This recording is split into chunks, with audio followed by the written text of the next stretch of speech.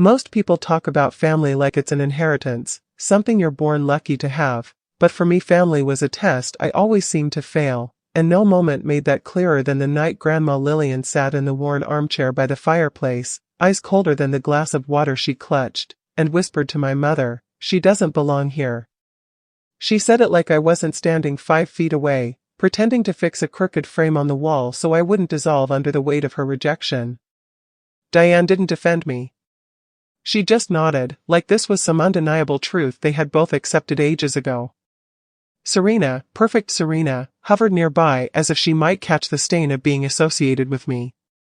My grandmother always acted like I was a stray dragged in from the storm, someone they fed only because guilt tasted better than indifference if anyone was watching. But the worst part wasn't the insult, it was how ordinary it felt. I had grown used to taking up space quietly, like a ghost in my own home. That night, after the silence thickened and my mother's polite smile faded into the usual resentment, Grandma called my name sharply. "Riley. Look at me." I did. Because ignoring her wasn't allowed, even when she ignored the fact that I had feelings. "When your father left," she began, voice dripping with the satisfaction of a story she'd told 100 times, "your mother should have put you up for adoption instead of letting you drag her down." Serena gasped softly, not because she disagreed, but because the truth wasn't usually delivered with that much venom at once. My throat closed. My heartbeat stumbled. But I didn't cry. They hated tears, said it made me dramatic.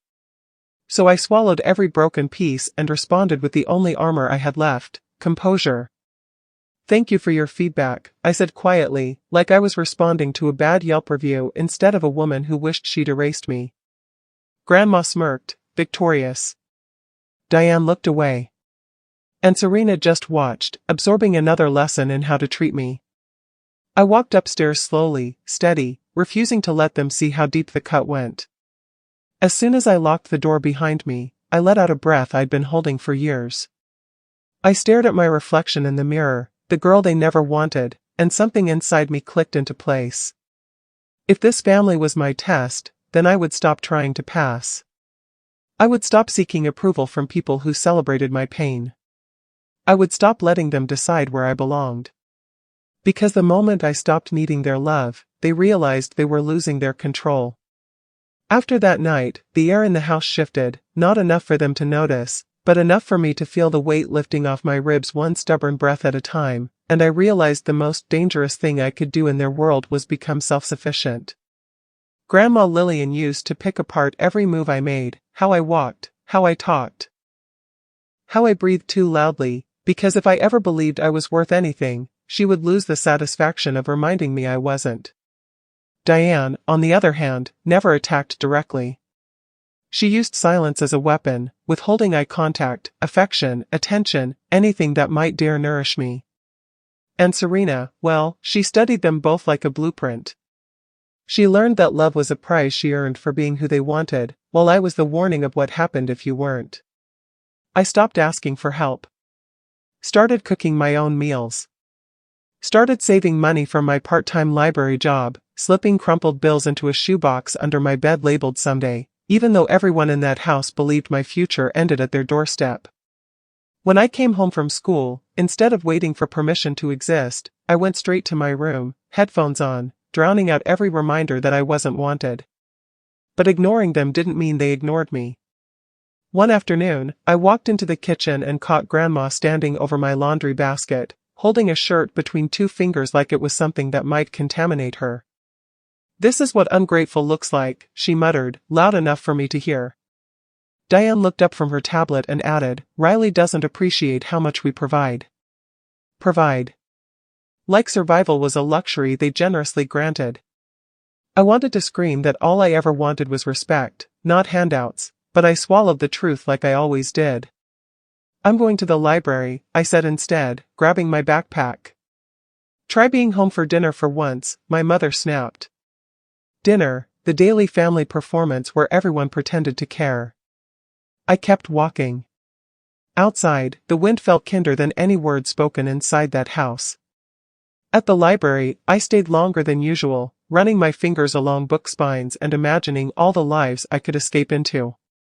When closing time came, I wasn't ready to go back, but I also wasn't ready to be homeless, so I returned to the place that insisted on calling itself my home. As soon as I stepped inside, every light in the house was on, like they'd staged a scene.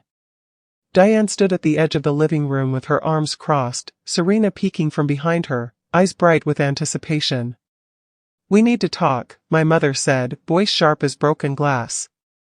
Grandma Lillian sat on the couch, lips curved into a satisfied little smirk, like she'd been waiting to deliver another blow. And the words she said next weren't just meant to break me, they were designed to erase me.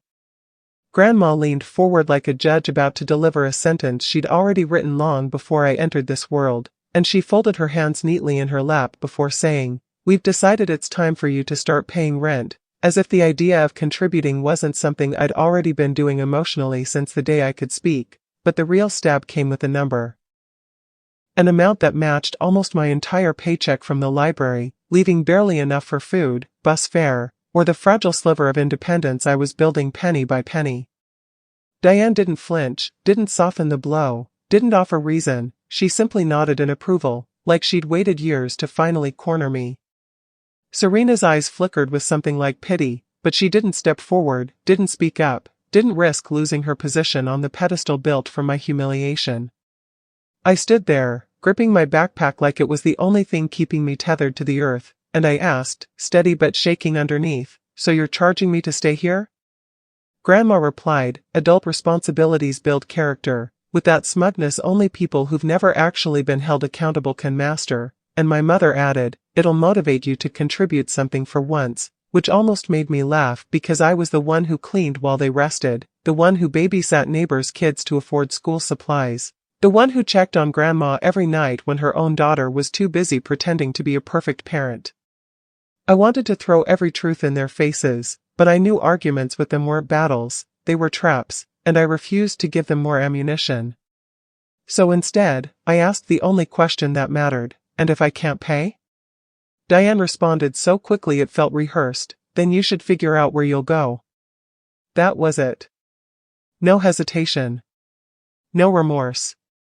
The message was crystal clear, they didn't want me there, they wanted leverage. They expected me to beg, to shrink, to fold into whatever shape pleased them most. But something burned in my chest then, not fear, clarity. "Fine," I said, surprising even myself with how calm the word sounded. Grandma rolled her eyes like I was throwing a childish tantrum, and Mom scoffed, "You won't last a week." I didn't fight them. I simply walked upstairs, closed my bedroom door, and stared at the shoebox labeled someday, realizing someday had just become a deadline. I counted every dollar and knew it wasn't enough, not even close, but I'd rather starve free than feast in chains. I packed that night, not dramatically, not loudly, just with the quiet determination of someone who had finally run out of reasons to stay where they were never welcome. But the moment they sensed I was actually leaving, they unleashed a cruelty I never saw coming.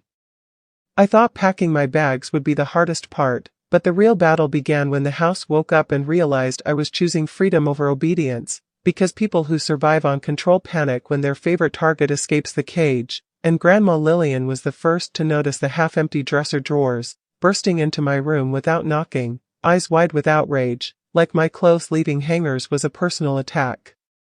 "You're being dramatic," she snapped.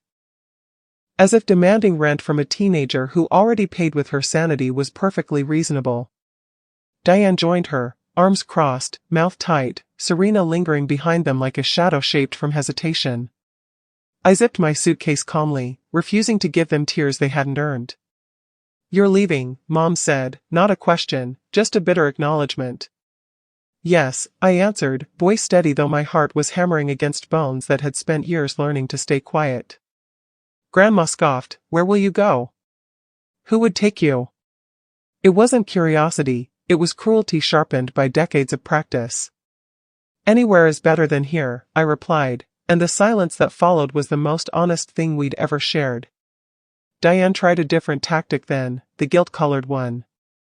"Your sister needs you. She looks up to you." Serena's eyes flicked to mine, and for a second I saw the little girl who used to slip me stolen cookies when Grandma said I'd had enough. But love that only shows up in secret isn't protection, it's survival. "She'll be fine," I said softly, hoping she would be. Grandma took a step closer, her voice low and venomous. "You won't make it. And when you fail, don't bother crawling back. We won't open the door." That hurt, not because I believed her, but because for so long a part of me hoped that if I did everything right, one day they'd open their arms instead of closing every exit. I grabbed my suitcase handle. Diane tried one last strike, whispering like poison disguised as concern, "Your father didn't want you either." It was the line she had been saving, the one she thought would break me clean in half. My chest tightened, the wound fresh even after all these years, but instead of shattering, I heard my own voice rise stronger than I expected. "Then I guess I'm used to walking away from people who don't choose me." I brushed past them, suitcase wheels clacking like applause on the hardwood, each step a declaration, "I belong to me now." I reached the front door, hand on the knob, the sun warming the other side like a promise I hadn't earned yet, but was ready to claim. Then behind me, Grandma said something that made my grip falter, made the room tilt. "Go on then, Riley, but remember, we still have your birth certificate." And that was the moment I realized, they weren't just trying to stop me from leaving. They were prepared to erase me entirely. For a moment, I couldn't move, fingers frozen on the door handle as the weight of Grandma Lillian's words wrapped around my throat like invisible hands, because that wasn't just a threat, that was power, the kind that could make me disappear on paper as easily as they made me disappear in that house, and Diane must have seen the fear flicker across my face because she smiled then, slow and satisfied, like she had just reminded me who held the chains.